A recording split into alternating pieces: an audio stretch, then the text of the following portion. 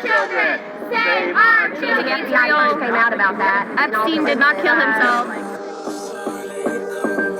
Epstein's death couldn't have happened at a crazier time unless it was about a year later. I think if it had happened in like summer of 2020, the world might have exploded. There was really heightened tensions, especially in 2019.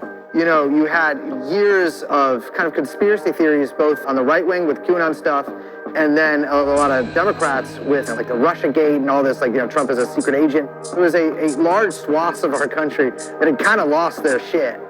And in the midst of all of this comes like this person whose fingerprints on really like major events and people and institutions in the past, 30, 40 years. Our country and our leaders are literally using the blood of children to fuel their everything. Elite circles, access to power, money, bad deeds involving sex crimes. His biography sort of hit on a lot of the sorts of things that conspiracy theories need to thrive.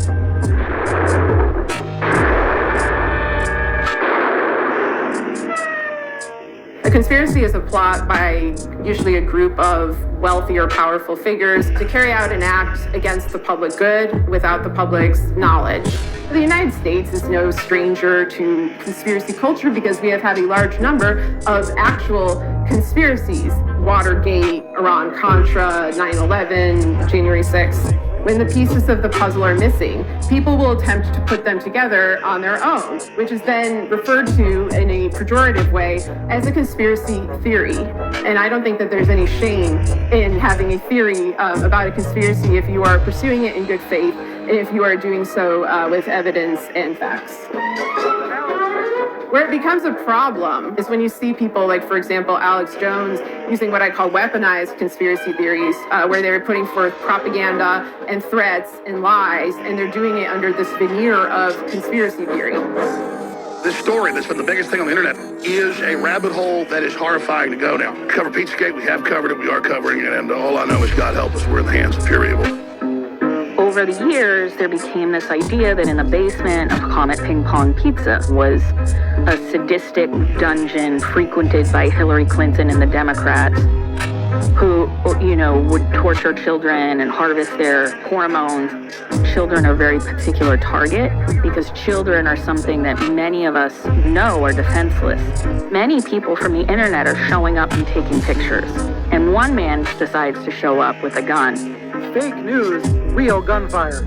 A North Carolina man arrested in a DC pizza shop after brandishing a gun, telling police he was there to investigate a conspiracy theory called Pizzagate. It discharges while he's in a restaurant and he's saying, "Show me the basement." And there is no basement.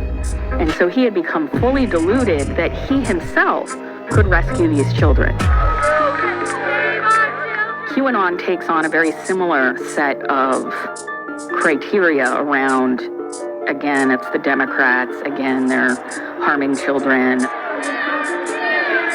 When I was looking at the discourse around Epstein, it really fit into this conspiracy position of QAnon folks that we finally had the proof that the Democrats were pedophiles and Satanists.